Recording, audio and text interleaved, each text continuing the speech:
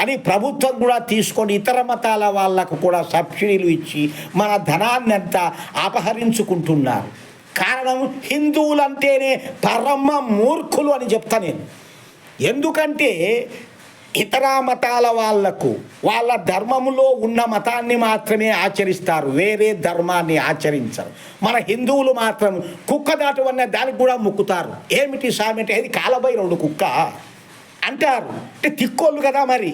వాళ్ళు మనుషులకు ఎవరికి కూడా ఏ దేవుళ్ళకు కూడా మొక్కరు, ఏ దేవుళ్ళకు కూడా పూజ చేయరు. ఎన్ని అమ్మలు ఎన్ని అయ్యలు మనకు ఎన్ని కోనలు కొండలు గుట్టలు వాగులు ఎన్ని తయారు చేసి పెట్టారు. ఎందుకంటే వీడికి ఆశీర్కి వస్తుంది హిందువులకు. ఇన్ని దేవుళ్ళ ఎవరికి పెడతావు తీ, వాళ్ళైతే ఒక దేవుడు ఆడికి పోతే ఏమన్నా మనకు పలికిచ్చాడు. వాళ్ళు అంటారు మీరు ఇన్ని దేవుళ్ళకు పెడితే మీకు ఏ దేవుడు ఇచ్చాడు, వాడు చూసుకుంటాలే వీడు చూసుకుంటాలే అని అందరూ అట్టే ఉంటారు. కాబట్టి మా దగ్గరికి రండి, ఒకటే దేవుడు ఒకటే పూజ చేస్తే మేము ఒకటే మాదిరిగా మీరు మాలోకి వచ్చారు, మీకు దేవుడు కోరిక నెరవేరుస్తాడు. చూడండి ఎట్లా ఉందో. హిందువులను మాత్రమే ఇతర మతాల వాళ్ళు ఆకర్షించుకుంటున్నారు, వేరే మతాల వాళ్ళని ఎవరిని ఆకర్షించుకోలేదు. ఎందుకు ఎవరు పోరు?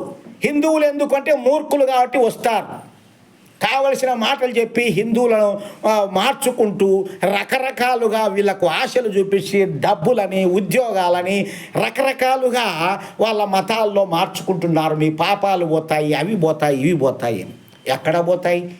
చేసిన పాపము కాశీకి పోయినా పోవు, మరి ఎక్కడ ఊరేగినా పోవు. అవి నీలోనే ఉంటాయి, నీ మెదట్లోనే నీ సంస్కారాల రూపంలో ఉంటాయి. నువ్వు చచ్చినా కూడా ఆ ఆత్మ సంస్కారాలతో ఆ జన్మలు ఆ నరకాలు ఆ బాధలు అనుభవించి తీరాలి. కాబట్టి అటువంటి ఈ యొక్క మూర్ఖతను వదులుకోండి. ఈ మూర్ఖతను వదులుకుంటే మానవుడే మహనీయుడు అవుతాడు అని మనకు ఎన్నో శాస్త్రాలు చెబుతున్నాయి. కాబట్టి